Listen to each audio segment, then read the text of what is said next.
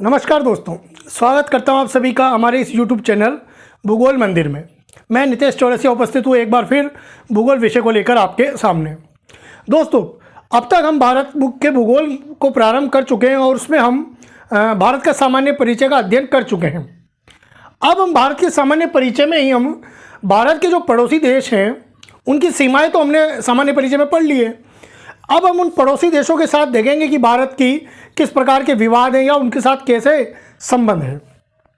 तो आज हम सबसे पहले यहाँ भारत और पाकिस्तान के बीच जो विवाद है, सीमा विवाद, मुख्य रूप से उसकी चर्चा करेंगे और जानने का प्रयास करेंगे कि क्यों भारत के संबंध अब तक सुधर नहीं पाए हैं। आशा करता हूँ आप लोगों का समर्थन हमें मिलेगा। तो प्रारंभ करते हैं। आप सभी जानते हैं कि भारत और पाकिस्तान कब बने। भारत और पाकिस्तान में जो विभाजन, भारत का जो विभाजन हुआ वो हुआ 1947 में। 1947 में दो देश नए बन गए, एक बना भारत और एक बना पाकिस्तान। ये पाकिस्तान बन गया। अब पाकिस्तान दो भागों में था। आपने भारत का मानचित्र देखा होगा।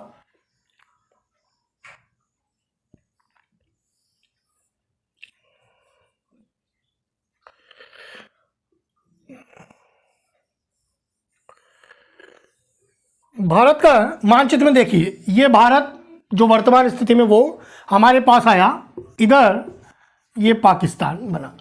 अब पाकिस्तान उस समय दो भागों में था। एक भाग तो भारत के पश्चिम में ये वाला पूरा पाकिस्तान, और ये जो आज बांग्लादेश है ये वाला क्षेत्र, इसे उस समय पूर्वी पाकिस्तान कहते थे। यानी पश्चिमी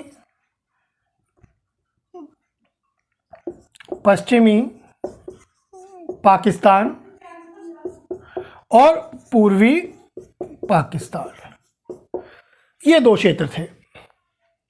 ये सब हुआ 1947 में। अब 1947 में ही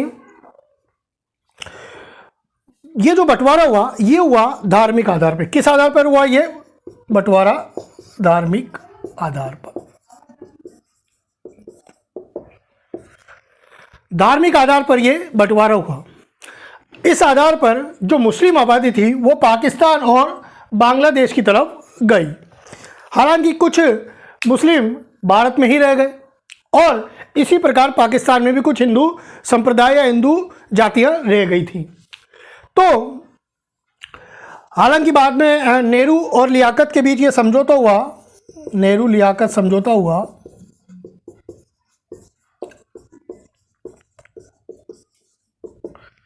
कि जो जहां पर है वो वहीं पर रहे और हम एक दूसरे के जो अल्पसंख्यक है उनकी रक्षा करेंगे, वो आराम से वहां पर निवास कर सकते हैं, उन्हें कोई समस्या नहीं होगी। ये नेहरू और लियाकत के बीच एक आपसी समझौता था। तो जो आबादी थी वो अपने हिसाब से कहीं भी रह सकती थी, उन्हें दिक्कत नहीं होगी कि भाई वो भारत में जाना अनिवार्य है या उनका पाकिस्तान में जाना अनिवार्य है, इस तरफ से उस तरफ। तो ये समझौता हुआ। लेकिन पाकिस्तान बाद में इस बात पर अड़ गया कि जो ये विभाजन है, ये विभाजन जो है अभी कैसा है? अधूरा।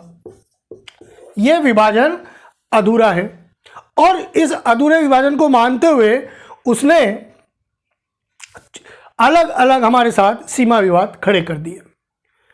तो ये सीमा विवाद कौन कौन से हैं, इसी के बारे में हम यहाँ पर चर्चा करने वाले हैं। तो देखते हैं कौन कौन से हैं। अब जो 1947 में परिस्थितियां बनी, वहां पर भारत और पाकिस्तान विभाजित हो गए। ठीक है। अब पाकिस्तान ने जो हमारे साथ समस्या खड़ी अलग अलग जगह पे, वो इस जम्मू कश्मीर को, पूरे भाग को लेना चाहता था। जम्मू कश्मीर के पूरे भाग को लेना चाहता था। तो एक विवाद जो खड़ा हुआ वो हुआ कश्मीर में। यानी पहली जो समस्या बना वो बना कश्मीर विवाद। दूसरा, बाद में दूसरी एक समस्या है, यहाँ पर सियाचिन ग्लेशियर है, काराकोरम पर्वत पर, काराकोरम पर्वत पढ़ेंगे हम बाद में। तो यहाँ पर सियाचिन क्षेत्र में एक विवाद खड़ा हो गया, सियाचिन विवाद, उसे हम समझने का प्रयास करेंगे। ठीक इसी प्रकार यहाँ पर गुजरात, हम जानते हैं कि राजस्थान के दक्षिण में एक राज्य है गुजरात, बहुत ही इंपॉर्टेंट। ये वाला क्षेत्र जो है गुजरात का वो है कच्छ क्षेत्र। तो इस क्षेत्र पे के कुछ भाग पर भी वो दावा करता था। एक विवाद ये खड़ा हो गया, कच्छ विवाद। और यहां पर एक क्षेत्र है जिसका नाम है सर क्रीक। सर क्रीक एक समुद्री सीमा है। उस सीमा पर भी उसने एक विवाद खड़ा कर दिया कि वो भाग उसका है। तो एक विवाद हो गया सर क्रीक विवाद के नाम से। तो ये प्रमुख 4 विवाद रहे भारत और पाकिस्तान के बीच। हम सबकी एक एक करके चर्चा करेंगे, पहले आप नोट कर लीजिए। अब ये कश्मीर विवाद कैसे जन्म हुआ कि पाकिस्तान ये कहता था कि भाई ये जो कश्मीर है ये पूरा कश्मीर उसका है, लेकिन यहां पर भारतीय लोग बसे हुए हैं। तो पाकिस्तान जो है इसको अपने अधिकार में पूरी तरह से ले नहीं पाया विभाजन के बाद। तो उसने यहां पर अपने कबीलाई और अपनी सेनाओं की मदद से इस भाग को कब्जे में लेने की कोशिश की गई। उस समय 1948 में यह विवाद हुआ। उस समय कश्मीर के जो राजा थे वो थे हरि सिंह। हरि सिंह जी ने उस समय यह निर्णय लिया कि हम भारत के साथ जाएंगे। तो भारत के साथ उन्होंने क्या किया, विलय पत्र पर हस्ताक्षर कर दिए, जिससे ये जम्मू कश्मीर वाला भाग जो है वो भारत का अभिन्न अंग बन गया। ये विलय पत्र पे उन्होंने जो हस्ताक्षर किए थे वो किए थे 26 अक्टूबर 1948 को। 26 अक्टूबर 1947 को ये 26 अक्टूबर 1947 को उन्होंने विलय पत्र पे हस्ताक्षर कर दिए। और अगले ही दिन यानी 27 अक्टूबर को जो है महाराज्यपाल ने भी इस पर क्या किया, हस्ताक्षर कर दिया। इस तरह से ये जम्मू कश्मीर जो है पूरी तरह से जो है भारत का अभिन्न भाग हो गया। अब पाकिस्तान ने उस समय अपने जो कबीलाई और लोगों को जो भेजा या सेना के कुछ लोगों को भेजा, वो यहाँ पर कब्जा जमाने में थोड़े सफल हो गए।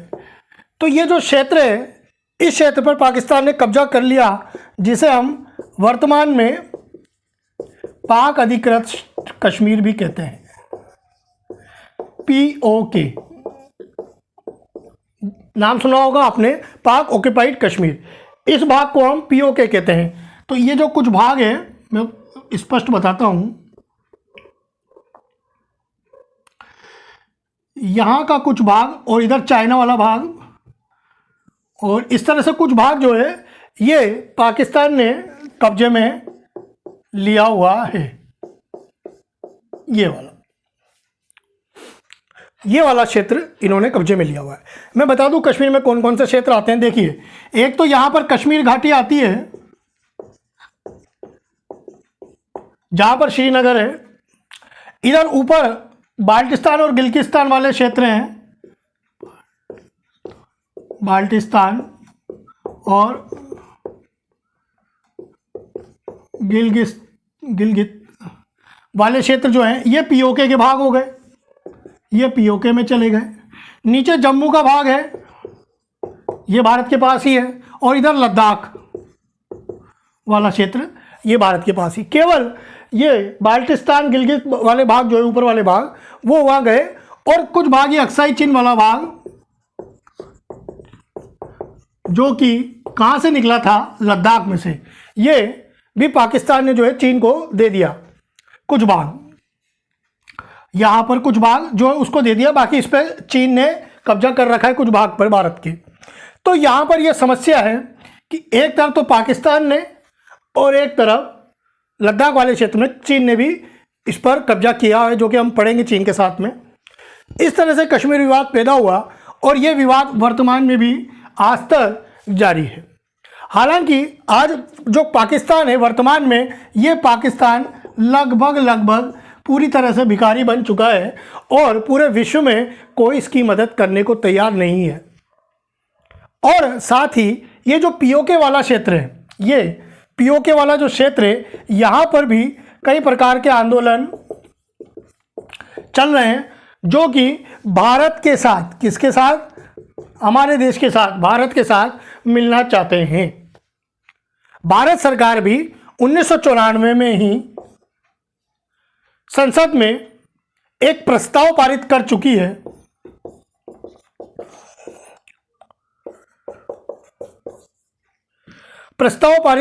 है कि जम्मू कश्मीर, पूरा जम्मू कश्मीर जिसमें पाक अधिकृत क्षेत्र भी आता है, ये भारत का अभिन्न अंग है और पाक अधिकृत जो कश्मीर है वो पूरी तरह से भारत का हिस्सा है। भारत को इसको आज़ाद करवाना ही है।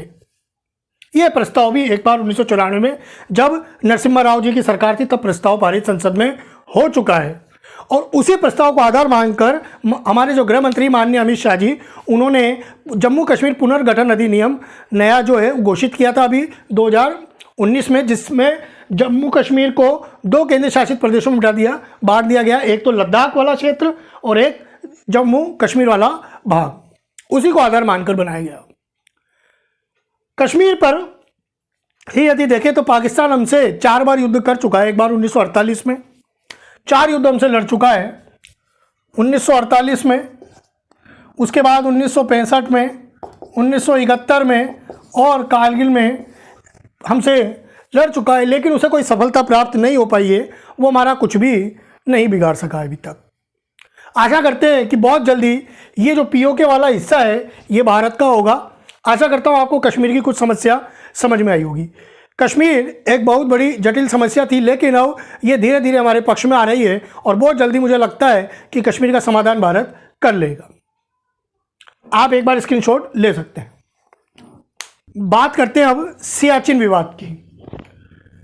देखिए, पीओके का ही एक भाग है यहाँ पर काराकोरम पर्वत है। काराकोरम पर्वत जो है यहाँ पर है और ये पीओके में है।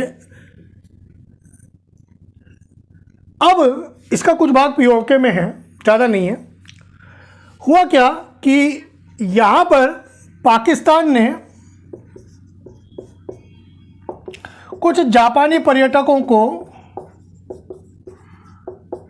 भ्रमण करने की अनुमति देती थी। 1984 के आसपास की बात है ये। तो भारत ने इस क्षेत्र को कब्जे में लेने के लिए एक ऑपरेशन चलाया जिसे कहते हैं ऑपरेशन मेघदूत। ऑपरेशन मेघदूत ये चलाया 1984 में। और इस क्षेत्र को, सियाचिन क्षेत्र को, जो ये सबसे ऊंचा क्या है, युद्ध क्षेत्र, दुनिया का सबसे ऊंचा युद्ध क्षेत्र है। कौन सा क्षेत्र? ये सियाचिन वाला क्षेत्र। तो यहाँ पर ऑपरेशन मेघदूत चलाया और 1984 में भारत ने ये अपने अधिकार क्षेत्र में ले लिया। तब से यहाँ पर भारत की सेना है इतनी ऊंचाई पर, लगभग 5800 मीटर की औसत ऊंचाई है। इतनी ऊंचाई पर ये युद्ध क्षेत्र है और यहाँ पर भारत की सेनाएं बिल्कुल बर्फ वाले सूट पहनकर खड़ी रहती है। आपने कई बार टेलीविजन में देखा भी होगा। तो ये विवाद जो था तब से बना हुआ है। पाकिस्तान इस पर अपना दावा करता है, लेकिन कोई उसके दावे में कोई ऐसा बल नहीं, क्योंकि अब तो ये भारत की जो सेना है यहाँ खड़ी हुई है, यहाँ से वो पाकिस्तान पर और इधर चीन पर भी नज़र रखती है। ये आपने देखा भी होगा, कई बार टेलीविजन में बताया गया है। सियाचिन क्षेत्र लगभग इसकी जो लंबाई है सियाचिन क्षेत्र की 75 किलोमीटर, तो ये लंबा क्षेत्र है। पूरा एक हिमनद है। ये हिमनद कहते हैं बर्फ़ के पहाड़ को, उसे हिमनद कहते हैं। ग्लेशियर, जिसे हम इंग्लिश में ग्लेशियर कहते हैं। और हिमनद जो है ये 75 किलोमीटर लंबा और लगभग 2 से 8 किलोमीटर चौड़ा ग्लेशियर है। यहाँ पर हमारी सेनाएं खड़ी है। तो यहाँ पर अब चूंकि भारत ने अपने अधिकार क्षेत्र में ले लिया तब से, तो पाकिस्तान आज भी इस पर दावा अपना करता है। अब यहाँ पर अलग अलग दर्रे, 4 दर्रे हैं। जैसे एक दर्रा जो है ग्योंगला, ये किसके कब्जे में है? ये पाकिस्तान के कब्जे में। ये वाला जो दर्रा है, ये ग्योंगला दर्रा, इसी काराकोरम पर्वत, इसी सियाचिन का भाग है जो उसने कब्जे में लिया हुआ है। ठीक है, बाकी 3 दर्रे जो हैं, 3 अलग अलग दर्रे कौन कौन से, देखिए यहाँ पर ये दर्रे किसे कहते हैं। देखिए पर्वतों के बीच में यहाँ पर जो तंग रास्ते होते हैं आने जाने के लिए, आवागमन के लिए, उन्हें सामान्यतः दर्रे कहा जाता है। पर्वतों के सहारे हो सकते हैं, पर्वतों के बीच में हो सकते हैं, तो जो आने जाने का मार्ग होता है उसे हम सामान्यतः दर्रा कहते हैं। कई बार आप देखा होगा कि पहाड़ी एक तरफ और एक तरफ सड़क धीरे धीरे जा रही है, उसे भी हम दर्रा कहते हैं। तो इंग्लिश में इसको, हिंदी में दर्रा और इंग्लिश में इसको कॉल कहा जाता है। आशा करता हूँ ये बात आपको समझ में आई होगी। तो अलग अलग जो दर्रे हैं उनमें से ग्योंगला तो पाकिस्तान के पास है और भारत के पास है ग्रेसर ब्रूम दर्रा, भारत के पास है साल्टोरो दर्रा, ये भी भारत के पास है, और एक और है विला फोंडाला, विला फोंडाला दर्रा। ये तीनों भारत के पास है। एक तरफ पाकिस्तान है, इसके कुछ भाग में, इधर वाले भाग में पाकिस्तान की सीमा और यहाँ भारत की सीमा है। तो एक दर्रा भारत के पास, एक दर्रा पाकिस्तान के पास, बाकी 3 भारत के पास है। ये वर्तमान अभी स्थिति है और वहाँ पर भी वो दावा ठोकता है। तो ये सब जो है पूरा पीओके में ही है, ये वाला एरिया पूरा।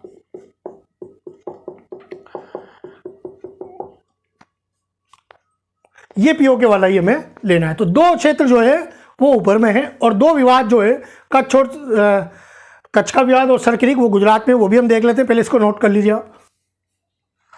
बात करते हैं अब कच्छ विवाद की। देखिए ये पूरा गुजरात का क्षेत्र है और ये जो ऊपर वाला भाग है केवल, ये कच्छ क्षेत्र कहलाता है। आजकल तो यहाँ कच्छ जिला भी है पूरा, बहुत बड़ा ये, भारत के बड़े जिलों में इसकी गिनती होती है, टॉप 3 में ही है ये। तो इस कच्छ क्षेत्र के भी कुछ भाग पर पाकिस्तान अपना दावा करता था। पाकिस्तान, ये जो पूरा क्षेत्र है ये लगभग 20,720 वर्ग किलोमीटर का क्षेत्र है। इस पूरे भाग पर पाकिस्तान अपना दावा ठोकता था कि ये भाग हमारा है, लेकिन भारत कहता था कि भाई जो भारत है में जो गुजरात है ये पूर्ण रूप से किसका हिस्सा है, भारत का हिस्सा है। तो ये जो कच्छ वाला क्षेत्र है ये गुजरात का भाग है, तो ये भी भारत का है। तो पाकिस्तान ने क्या किया कि इसके कुछ भाग पर लगभग 9,065 वर्ग किलोमीटर क्षेत्रफल इसमें से निकाल लीजिए, उस पर दावा ठोकना प्रारंभ कर दिया कि यह क्षेत्र, जो इधर का क्षेत्र है वो हमारा भाग है। अब ये बात जो है, ये बात चली गई कहाँ पर, अंतर्राष्ट्रीय न्यायालय में। अंतर्राष्ट्रीय न्यायालय जो कि नीदरलैंड के हेग में स्थित है, वहाँ ये चली गई और वहाँ पर जाकर इस पर बात पर कुछ सहमति बनी। स्विट्जरलैंड के थे, मैं नाम भूल रहा हूँ थोड़ा सा, लेनिनग्राद कोई थे, हाँ लेनिनग्राद की अध्यक्षता में एक फैसला आया, अध्यक्षता इनकी ज्यूरी का, एक उनकी जो ज्यूरी का अध्यक्षता में फैसला आया, उसमें भारत और पाकिस्तान जो है वो इस समझौते पे राजी हुए। ये कब आया, ये आया 1968 में। और उसके अनुसार जो 9,065 वर्ग किलोमीटर का क्षेत्र है इस कच्छ का, वो किसको दे दिया, वो दे दिया गया पाकिस्तान को। इस कच्छ का इधर वाला भाग, कुछ भाग जो है वो पाकिस्तान को दे दिया गया और दोनों इस बात पर सहमत हो गए कि हाँ ठीक है, अब हम इस पर विवाद तो खड़ा नहीं करेंगे कम से कम। तो ये बात जो है अंतर्राष्ट्रीय न्यायालय के द्वारा काफ़ी हद तक इसका समाधान किया गया। कब, 1968 में। तो ये एक विवाद था कच्छ क्षेत्र में, इस तरफ वाले भाग में, इधर वाले भाग। नोट कर लीजिए आप। बात करते हैं अब सरक्रीक विवाद की। देखिए सरक्रीक कहाँ पर है, सरक्रीक गुजरात के ही पश्चिम में एक क्षेत्र है, एक 90 से ज़्यादा यानी 96 किलोमीटर की लगभग एक जलीय सीमा हम इसे कह सकते हैं, या एस्चुरी कहते हैं अंग्रेजी में, हिंदी में इसे कहते हैं ज्वार नदमुख। इस तरह से अलग अलग समुद्री क्षेत्र है काफ़ी सारे। इसी के एक भाग को जो है सरक्रीक कहते हैं। इसकी जो लंबाई है वो लंबाई है लगभग 96 किलोमीटर। ये इसकी पूर्वी सीमा, ये इसकी पश्चिमी सीमा, ये पूरा एक जलीय क्षेत्र है, इसे सरक्रीक कहा जाता है। अब पाकिस्तान क्या कहता है कि 1914 में सिंध सरकार और राव महाराज जो थे कच्छ के जो महाराज थे उनके बीच एक समझौता हुआ। उसके अनुसार ये पूरे जो भाग है ये किसका होना चाहिए? पाकिस्तान का होना चाहिए। पाकिस्तान इस पूरे भाग पे दावा करता है, यानी वो जो इस पूर्वी सीमा है इसको ये मानता है कि भारत और पाकिस्तान के बीच की सीमा ये पूर्वी सीमा है। लेकिन भारत यहाँ थालवेग सिद्धांत को मानता है जो कि अंतर्राष्ट्रीय समुद्र सीमा कानून है। यह क्या कहता है सिद्धांत कि किन्हीं भी दो देशों के बीच यदि कोई जलीय क्षेत्र जो है विवाद में है तो उसके जो बीच का भाग है, इस तरह से बीच का भाग, उनको बराबर बीच का भाग जो है उसको दोनों देशों के बीच की सीमा माना जाएगा। यानी इसका आधा भाग पाकिस्तान का और आधा भाग किसका होगा? भारत का होगा।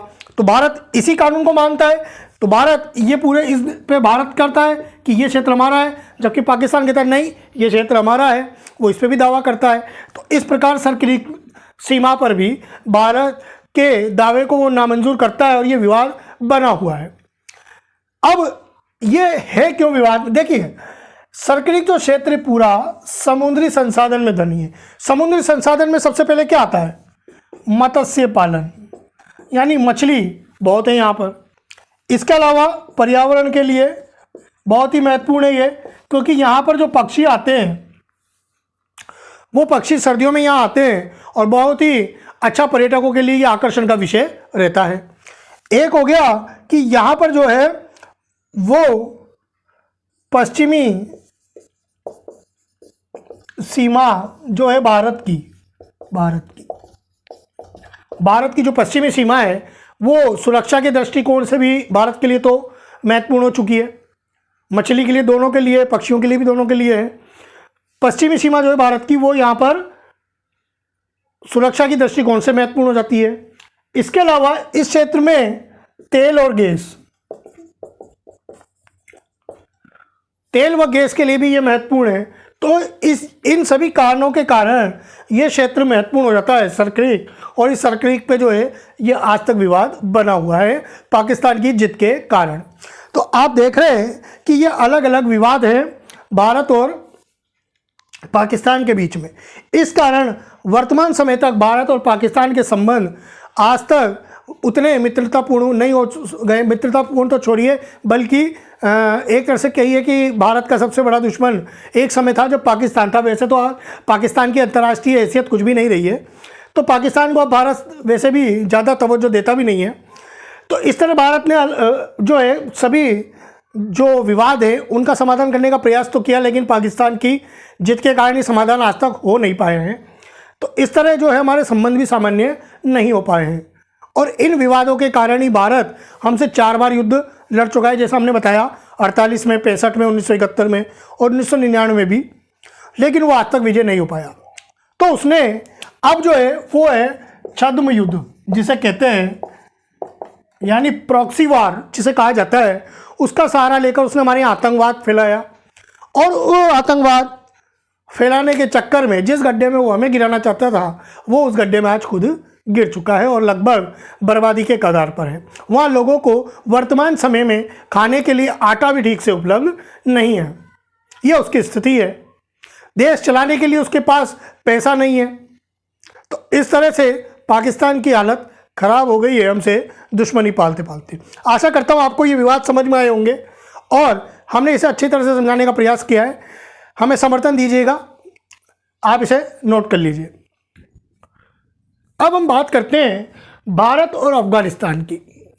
देखिए, भारत और अफगानिस्तान के जो संबंध है वो सिंधु घाटी सभ्यता से ही माने जाते हैं। सिंधु घाटी सभ्यता से ही, यानी काफ़ी प्राचीन हमारी सभ्यताएं हैं। अब आपने सुना होगा महाभारत में भी कंधार, माफ़ कीजिएगा, महाभारत में था गंधार, जहाँ की जो रानी थी वो थी गांधारी, जो शकुनी की बहन थी, जो दशरथ थे उनकी पत्नी थी। महाभारत में आपने, और वर्तमान में गंधार को क्या कितने लग गए, अब कंधार वो अफगानिस्तान में ही है। तो महाभारत काल से ही हम देखें तो हमारे संबंध उनसे रहे हैं। शकुनी जो है वो वही के थे, गांधार नरेश ही थे, बाद में उसको कंधार कहने लग गए, गंधार को। तो जो है अफगानिस्तान वगैरह जो है तब से हमारे साथ जुड़ा हुआ था, भारत के साथ ही, भारत का ही एक अंग था ये कह सकते हैं। वर्तमान में ये अलग अलग देश हैं, भारत, पाकिस्तान इसके पश्चिम में और उसके पश्चिम में अफगानिस्तान, जिसकी राजधानी है काबुल। अफगानिस्तान में देखें तो ये अफगानिस्तान दक्षिण एशियाई जो संगठन है सार्क, जिसे हम हिंदी में दक्षेस कहते हैं, दक्षिण एशियाई क्षेत्रीय सहयोग संगठन जो है सार्क, उसका सदस्य भी है। 2007 में ये इसका सदस्य बन गया था, 8वां सदस्य। वर्तमान में चूंकि अफगानिस्तान को अभी कोई दे नहीं रहा है मान्यता, तो इसकी स्थिति अभी अलग है। तो अब 8 सदस्य कौन कौन थे सार्क में? भारत तो था ही सही, भारत के अलावा पाकिस्तान, अफगानिस्तान तो 2007 में बना, ठीक है। इसके अलावा भूटान, नेपाल, बांग्लादेश और मालदीव, ये सब इसमें सार्क में ये सब देश आते हैं। 7 देश तो ये हो गए, नेपाल, भूटान, बांग्लादेश और पाकिस्तान, अफगानिस्तान, इसके अलावा यहाँ पर श्रीलंका। तो इस तरह से 8 देश जो हैं सार्क में आते हैं। तो अफगानिस्तान भी 2007 में इसमें शामिल हुआ था, जो इसका 8वां सदस्य बना था। अफगानिस्तान देखा जाए तो दक्षिण एशिया और मध्य एशिया के बीच में बहुत ही महत्वपूर्ण सामरिक स्थिति पर है, और इसी कारण यह है जो समस्या भी बना हुआ है वर्तमान में। इस अफगानिस्तान में वर्तमान में तो तालिबान का शासन आ गया है 2021 से। ये तालिबान को जो है उग्रवाद के लिए और आतंकी संगठन माना जाता है कि ये उग्रवादी संगठन है या आतंकी संगठन है, ये माना जाता है। पहले भी तालिबान का वहाँ पे शासन था। जब अमेरिका में हमला हुआ 9/11 का, तो उसके बाद जो है ओसामा बिन लादेन को ढूंढने के लिए जब अफगानिस्तान तक पहुंचा अमेरिका, तो अमेरिका ने यहाँ पर हमला कर दिया और अफगानिस्तान को छिन्न भिन्न कर दिया। लगभग 18-19 साल वो रहा और 2021 में अमेरिका वहाँ से लौट गया। जीता या हारा वो एक अलग विषय है। तो अफगानिस्तान जो है इस तरह से युद्ध में घिरा रहा। अब वहाँ पर वापस तालिबान आ गया है। इस तालिबान का शासन वर्तमान में है। इस वजह से बहुत से देश विश्व में अभी तक जो है अफगानिस्तान को मान्यता नहीं दे रहे हैं। तो अभी तो वर्तमान में 8 देश हैं, थे अब तक, लेकिन अभी अफगानिस्तान को सार्क देश में माना जा रहा है नहीं जा रहा, ये भी एक थोड़ा सा विवाद का विषय हो गया, क्योंकि भारत ने भी पूरी तरह से इसको मान्यता, तालिबान के शासन को मान्यता नहीं दी है अभी तक। हालांकि भारत तालिबान से बातचीत कर रहा है और भारत ने अपना दूतावास भी वहाँ अफगानिस्तान में प्रारंभ कर दिया है। अब देखिए, अफगानिस्तान जो है तेल और गैस के भंडार के लिए तो महत्वपूर्ण है ही सही, बहुत ही ज़बरदस्त भंडार वहाँ पर है। इसके अलावा लिथियम का वहाँ भंडार बहुत बड़ा भंडार माना जा रहा है। तेल और गैस के साथ साथ लिथियम का भी बहुत ही महत्वपूर्ण स्थिति में है। तो इस कारण यह है जो वर्तमान में युद्ध का क्षेत्र बना हुआ है। भारत के संबंध जो थे, जब तक वहाँ लोकतांत्रिक सरकार थी तो भारत के संबंध बहुत अच्छे थे और भारत ने वहाँ पर निवेश भी काफ़ी किया है। जैसे भारत ने वहाँ पर सड़कें बनाई, संसद भवन तक भारत ने बनाया है, अस्पताल बनाए, और भी कई चीज़ें हैं। जैसे एक सलमा बांध बहुत ही प्रसिद्ध रहा, ये सलमा बांध भी भारत ने बनाया, बहुत ही महत्वपूर्ण है। सड़कों में आपने देखा हो, नाम सुनाओ, जलांज देलाराम सड़क, बहुत ही महत्वपूर्ण है ये, वहाँ पर ये भी भारत ने बनाया है। तो भारत ने इस तरह से $3 बिलियन का वहाँ पर निवेश किया हुआ है। भारत को डर है कि हमारा ये जो निवेश है वो कहीं बर्बाद ना हो जाए, क्योंकि भारत ने वहाँ पर रचनात्मक कार्य किए हैं काफ़ी, उसको वापस से उसको जो है बनाने का कार्य किया है अफगानिस्तान को, तो वहाँ हमारे संबंध वैसे उससे देखा जाए तो अच्छे हैं, क्योंकि तालिबान भी कह चुका है कि हमें भारत से कोई भी जो है मनमुटाव नहीं रखना है, कोई युद्ध नहीं लड़ना है और हम उससे दोस्ती चाहते हैं भारत से। तालिबान भी ये बात कह चुका है। भारत चूंकि अपना दूतावास वहाँ खोल ही चुका है अब, और भारत उनसे लगातार बातचीत भी कर रहा है। भारत की चिंता जो थी वो थी जम्मू कश्मीर को लेके कि कहीं तालिबान इस जम्मू कश्मीर में पाकिस्तान का सहयोगी न बन जाए और हमारे साथ शांति को वहाँ पर जो है विरोध या अवरोध उत्पन्न न करे। हालांकि तालिबान ने ये बात क्लियर कर दी है कि भारत के साथ युद्ध नहीं करना चाहता है और किसी भी प्रकार से भारत का दुश्मन नहीं है। अफगानिस्तान के भी लोगों की हमने बहुत मदद की, उनकी क्रिकेट टीम को हम ही वहाँ यहाँ पर ट्रेन कर रहे हैं, बल्कि भारत में ही BCCI ही उसको क्रिकेट खेलना सिखा रहा है, काफ़ी मदद कर रहा है उनकी। तो अफगानिस्तान के लोगों में कोई एंटी इंडिया माहौल नहीं है, बल्कि वो हमारे दोस्त मानते हैं, हमें मित्र मानते हैं। आप चले जाइए अफगानिस्तान में आज भी, तो वहाँ आप कह दीजिए हम भारत से आए हैं, तो वो आपको बिठाकर कुछ ना कुछ खिला देगा और पैसे भी नहीं लेगा, ये स्थिति है। तो वहाँ कोई एंटी इंडिया माहौल अफगानिस्तान में नहीं है। वहाँ पाकिस्तान के प्रति वहाँ पर एक वहाँ पर माहौल खड़ा हो चुका है, क्योंकि अफगानिस्तान के लोग पाकिस्तान को आतंकवाद का पोषक बताते हैं और आज वर्तमान में पाकिस्तान के साथ प्रतिद्वंदी बन के खड़े हुए हैं। पाकिस्तान को अपना सबसे बड़ा विरोधी बताते हैं। तो अफगानिस्तान जो है वर्तमान में जो है अफगानिस्तान और पाकिस्तान में ज़्यादा विवाद खड़ा हो गया है बजाय कि भारत के।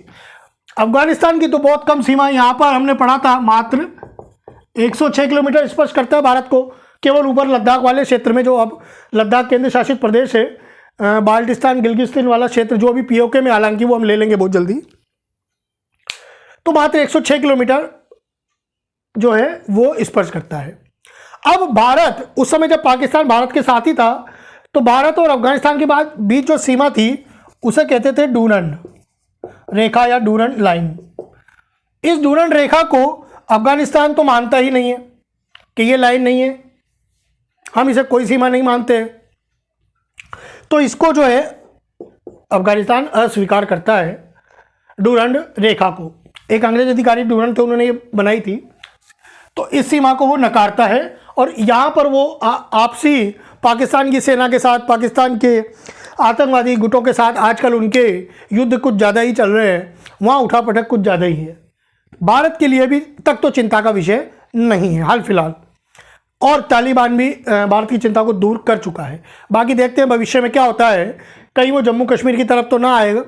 इस बात का भारतीय सेनाएं भी बहुत ध्यान रखती है। वैसे भी भारतीय सेना से मुझे नहीं लगता है कि कोई भी पंगा लेना चाहेगा आज विश्व में, क्योंकि आज वर्तमान में जो भारत की स्थिति है वो सबसे अलग है।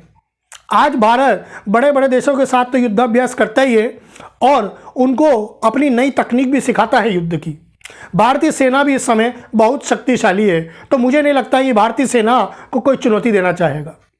बाकी आप क्या समझते हैं बताइएगा। तो आज हमने ये देखा है कि भारत पाकिस्तान और भारत अफगानिस्तान की क्या स्थिति है, क्या सीमा विवाद है या नहीं है इनके बीच में। वो जैसे पाकिस्तान के साथ तो सीमा विवाद है, अफगानिस्तान के साथ कोई सीमा विवाद हमारा नहीं है।